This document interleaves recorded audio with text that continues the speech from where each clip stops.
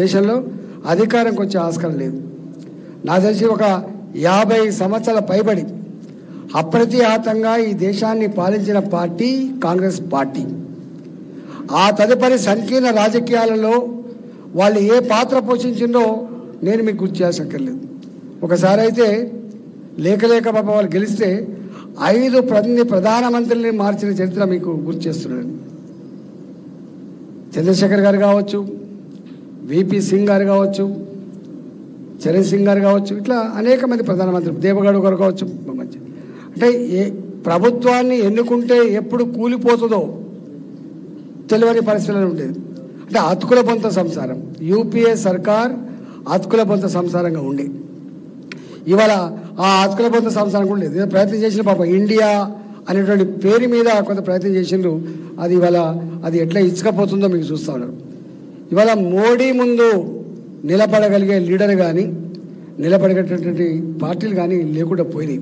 ఎందుకు అంటే ఒకటి ఆయన పని విధానం, ఆయన మాటకి చేతకి ఎంత సంబంధం ఉంటుందో, ఆయన గతానికి ఇప్పటికీ పోల్చుకుంటే నక్కకు నాగలోకానికి ఉన్నంత తేడా ఎట్లా ఉంటుందో అది చూపించిన వ్యక్తి కాబట్టి దాని గురించి మనం చెప్పుకోవసక్కర్లేదు. ఇవాళ మనం చూస్తాం. అందుకనే కాంగ్రెస్ పార్టీకి ఓటేస్తే కూడా అక్కడ అధికారంకి వచ్చేది లేదు, రూపాయి అక్కడి నుంచి వచ్చే ఆస్కారం కూడా లేదు. మొన్న మీకు పటంజలిలో ఒక మీటింగ్లో చెప్తున్నారు వారు, అధికారం ఇవ్వకముందే ఈ రాష్ట్ర అభివృద్ధిలో మా వాటా ఏందో ఇప్పటికే మీరు కళ్ళ ముందు కనపడతా ఉంది. తెలంగాణ ప్రజలారా, మాకు సంపూర్ణమైన ఆశీర్వాదం ఇవ్వండి, 2 అంతల డెవలప్మెంట్ చేసి మీ రుణం తీసుకుంటా అని చెప్పి మోడీ గారు మొన్న మర్చిపోయింది. అందుకనే నేను అంటున్నా, ఇవాళ అది ఇర్రెలవెంట్ పార్టీ, ఇది ఇర్రెలవెంట్ పార్టీ. జనరల్గా ఏమంటారంటే అధికారం ఉన్న పార్టీ కోటేస్తే మీకు లాభం ఎక్కువ జరుగుతుంది. ఎస్, అధికారం ఉన్న పార్టీ భారతీయ జనతా పార్టీ.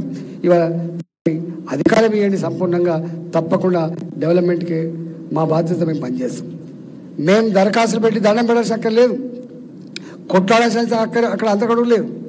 ఈ రాష్ట్రంలో పార్లమెంట్ సభ్యులుగా గెలిస్తే బాజాప్తా మేమే పోయి మా ప్రధానమంత్రి గారి దగ్గర, మా మంత్రుల దగ్గర, మా ప్రభుత్వం దగ్గర మళ్ళీ డెవలప్మెంట్ కోసం నిధులు తెచ్చేటువంటి ఆస్కారం ఉంది, డెవలప్మెంట్ చేసుకునేటువంటి ఆస్కారం ఉంది. కాబట్టి ఆ అవకాశాన్ని ఇవ్వమని చెప్పి కోరడానికి మాత్రమే ఇక్కడికి వచ్చినాం. ఇప్పుడు మోడీ గారి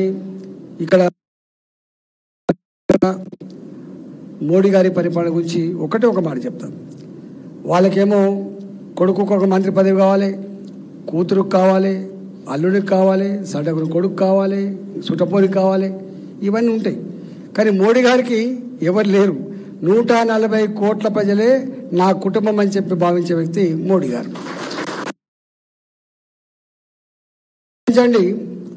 వాజ్పేయి గారికి అంత గొప్ప పేరు ఎందుకు వచ్చింది?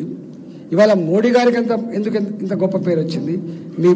మన పక్కకే ఉన్నటువంటి ఒరిస్సాలో నవీన్ పట్నాయక్ ఇలా 25 ఏళ్ళుగా ఎవరు కదిలించలేకపోతున్నారు. అంటే దేశంలో ఉన్న ప్రజానీకం డెవలప్మెంట్ కంటే కూడా వ్యక్తిగతమైన స్వార్థం లేకపోతే చాలు, ఆయన మా నాయకులు ఎన్నుకుంటూ ఉండడానికి సజీవ సాక్ష్యం ఇలా ఒరిస్సా, ఇలా ఈ దేశం కూడా. అందుకనే మచ్చ లేకుండా ఇలా మోడీ గారి గురించి ఒక గంట చెప్పినా ఉడవదు. ఒక 2 విషయాలు మాత్రం చెప్పిపోతా. ఒకే దేశం ఒకే చట్టం అని చెప్పి ఎన్ని సంవత్సరాల నుంచి భావించడం. జమ్మూ అండ్ కాశ్మీర్ ఇవాళ జమ్మూ అండ్ కాశ్మీర్ కాదు, పక్కకున్నటువంటి POK, అటు పక్కకున్న బల్చిస్తాన్, ఆ ప్రాంతాల ప్రజలు కూడా మేము పాకిస్తాన్లో ఉండడం నష్టమవుతుంది, మేము కూడా భారతదేశం కంటే బాగున్నటువంటి స్థాయికి ఎవరు తెచ్చింది అలా? జమ్మూ అండ్ కాశ్మీర్ ఎప్పుడు పోతుందో తెలియని పరిశీలించాలి. జమ్మూ అండ్ కాశ్మీర్ భారత్ అని చెప్పి ప్రపంచంలో ఏ దేశం కూడా మళ్ళీ పలకరించకుండా చట్టం చేసి దాన్ని అమలు చేసిన వ్యక్తి నరేంద్ర మోడీ గారు గుర్తుపెట్టారు. రెండవది, ఇవాళ ఒకప్పుడు భారతదేశం అంటే పేద దేశం, థర్డ్ వరల్డ్ కంట్రీ. ఇవాళ అలాంటి థర్డ్ వరల్డ్ కంట్రీ నుంచి వెళ్ళి ఎదిగిన దేశంగా, ప్రపంచాన్ని శాసిస్తున్న దేశంగా భారత్ ఎదిగింది. నేను ఆర్థిక మంత్రి గారు చెప్పదలుచుకున్న 11వ స్థానంలో ఉన్నటువంటి ఆర్థిక వ్యవస్థ 5వ స్థానానికి ఎదిగి రేపు 3వ స్థానానికి పోటీ పడబోతున్నటువంటి స్థాయికి ఎదిగింది భారతదేశం. ఒకప్పుడు చంద్రశేఖర్ గారు ప్రధానమంత్రి ఉన్నప్పుడు బంగారం కుదపెడితే తప్ప జీతం ఇవ్వని పరిస్థితి నుంచి మొదలుపెట్టి ఇవాళ విదేశీ మారక నిల్వలతో గొప్పగా ఉన్నటువంటి దేశం ఈ దేశం. ఇవాళ మేక్ ఇన్ ఇండియా, ఒకప్పుడు సెల్ ఫోన్స్